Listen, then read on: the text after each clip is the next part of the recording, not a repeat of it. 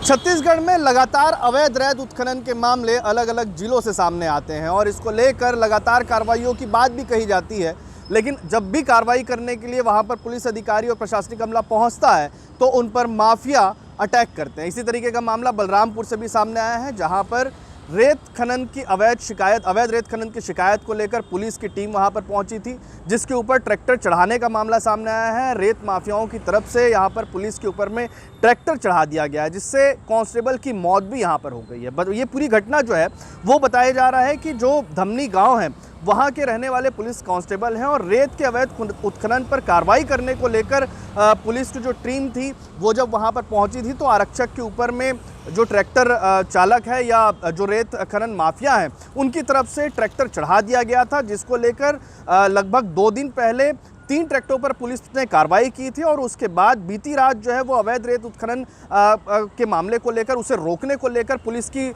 जो बाकी टीम थी वो वहां पर पहुंची हुई थी। उसके बाद रेत माफिया ने ट्रैक्टर चढ़ाकर कुचलकर आरक्षक की फिलहाल हत्या कर दी और कन्हर जो नदी से रेत निकालकर बताया जा रहा है कि झारखंड ले जाने की जो कोशिश है वो माफिया की तरफ से लगातार की जाती है, जिसकी शिकायतें आई थी। फिलहाल जो सनावल थाना क्षेत्र है वहां के लिब्रा गांव की ये घटना बताई जा रही है और आरोपियों की जो पतासाजी है वो पुलिस जुटी हुई है। लेकिन सबसे बड़ा सवाल यहां पर उठता है कि एक तरफ सरकार ये कह रही है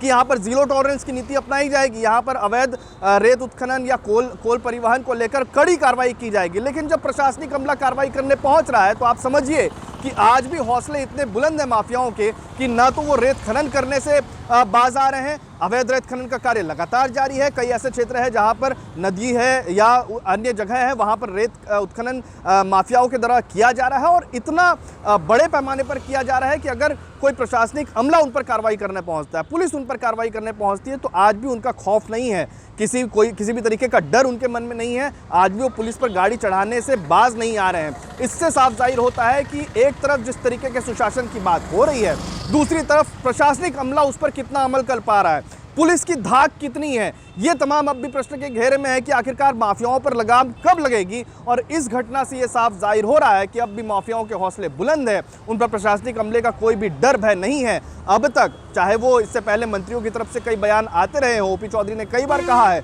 कि किसी को भी बख्शा नहीं जाएगा, विष्णुदेव सरकार में किसी को भी बख्शा नहीं जाएगा, लेकिन अब इस पर कार्रवाई किस तरीके से होगी, मृतक जो कांस्टेबल है